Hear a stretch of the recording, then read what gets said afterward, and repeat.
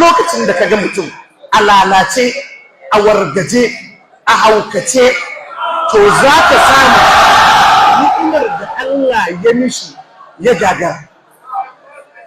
Idan kaga mutum ya shiga harka na munanan ayyuka, idan shugaba ne, jagora ne, sai ya ɗebi kuɗin talakawansa ya yi dubi zuwa ga abin da Allah ya mishi. Ba yadda za a yi oga a ofis ɗinsa ya saci kuɗin ofis ɗin da aka ba shi amana, wallahi har sai in ya gagara ganin abin da Allah ya mishi. Ba zai yiwu miji ko mace ta cutar da mijinta, aikinta cutar da mai gidanta ba, wallahi har sai ta gagara dubi zuwa ga ni'imar da Allah ya mata. Ba zai sa matarsa a gaba gare shi yana cutar da ita, yana zaluntar ta ba, har sai ya gagara ganin ni'imomi da Allah subhanahu wata'ala ya mishi. Wato duk lokacin da ka gagara ganin ni'imar da Allah ya maka, to anan taɗewa take tabbata. Inda nake so mu isa zuwa gare shi, in uwa masu albarka, shine ni'ima da Allah ya mana na addini, ni'ima da Allah ya mana na sunna.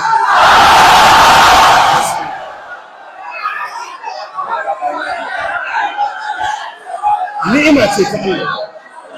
Allah a cikin Alƙur'ani yake cewa wa'alamu anna fikum rasulullah alaihi salatu wassalam.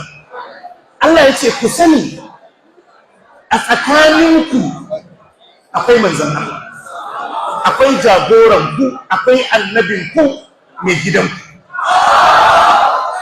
Law yuti'ukum fi kasirin min al'amri, inda zai muku da'a ya biye muku abinda kuke so, ya ce a tafi a kansa, la'anitu.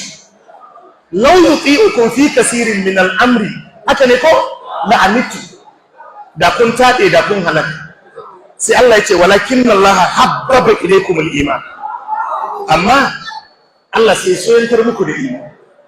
Shi wannan imanin idan da farashi ake a saye shi, duniya da abun da ke cikinta wallahi ba za ta iya ba da dama ka bayar a baka imani. Idan da alfarma ce, baka da alfarmar da za ka yi imani. Idan da kafa za a bi kafin mutum ya yi imani, da baka da wannan dama. Walakin Allah habbaba ilaykum al-iman, sai dai Allah ya soyantar muku da imani. Annabi sallallahu alaihi wa alihi wa sallam a cikin wani hadisi yake cewa inna Allah qasama bainakum arzaqakum kama qasama bainakum akhlaqakum kama qasama bainakum arzaqakum. Allah ya kasafta ɗabi'unku da halayenku kamar yadda ya kasafta muku arziki. Wa inna Allah yu'ti dunya man yuhibbu wa man la yuhibbu. Allah yana ba da duniya ma wadda yake so da wadda baya so. Wala yu'ti al-imana, amma bai ba da imani. Wa fi riwaya wala yu'ti ad-dina illa liman ahabba, amma bai ba da addini sai ma wadda yake son sa. Faman aqahu Allahu ad-din faqad ahabbahu. Duk wanda Allah ya bashi addini, annabi ya ce Allah ya nuna mishi ɗan. Saboda haka Allah sai ya ce walakin Allah habbaba ilaykum al-iman. Allah sai ya soyantar muku da imani, wa zayyanahu fi qulubikum, ya ƙayatar muku da imanin a zukatanku. Kaga cikin wannan duka babu wani aiki naka,